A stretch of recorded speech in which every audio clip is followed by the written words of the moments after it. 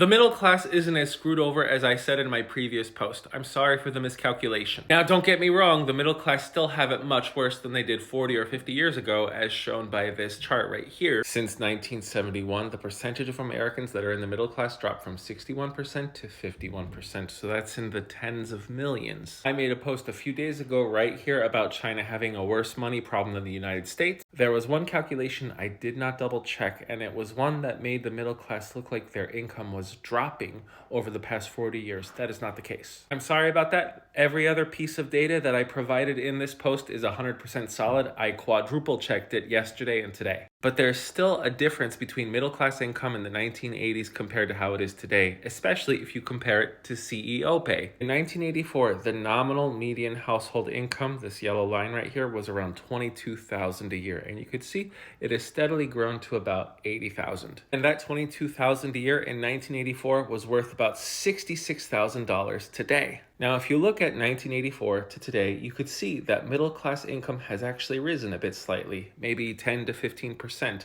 from 66K to currently 81K. It didn't fall, but it barely budged, especially if you compare it to the CEOs. According to the Economic Policy Institute, since 1978, the average CEO pay has risen 1,460%.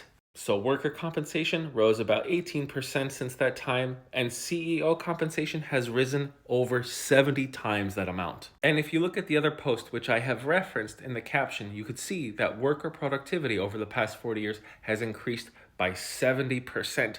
Has CEO productivity increased by 1,460%? No. So this is still a major cause of concern that we all have to tackle. If we go back to the chart that I showed in the beginning of this post, if you compare 1971 to 2023, you'll see that as the middle income bracket has shrunk, the lower income bracket has grown from 27% to 30%, and of course the upper income bracket has grown from 11% to 19%. Let's do a comparison from the Pew Research Center from 1970 to 2022 about the upper, middle, and lower income earners and the disparities. In 1970, the upper income bracket earned about 7 times more than the lower income. The upper income earners at the time got about twice as much annually than the middle income. But compare these to today's figures and you'll see that instead of the upper income getting about 2 times as much as the middle income, they now earn about 2.5 times as much. And the disparity between the lower income of 2022 to the upper income is about the same, about 7 times as much, which means that a lot of the wealth has been siphoned off of the middle class and it went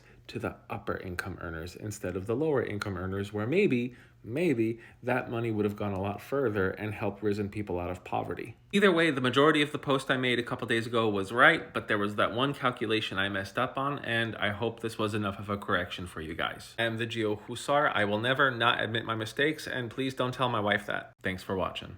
If you find the post I just made useful, educational, informative, please feel free to subscribe to my YouTube, but the strongest form of support that you can give me would be signing up for my Patreon.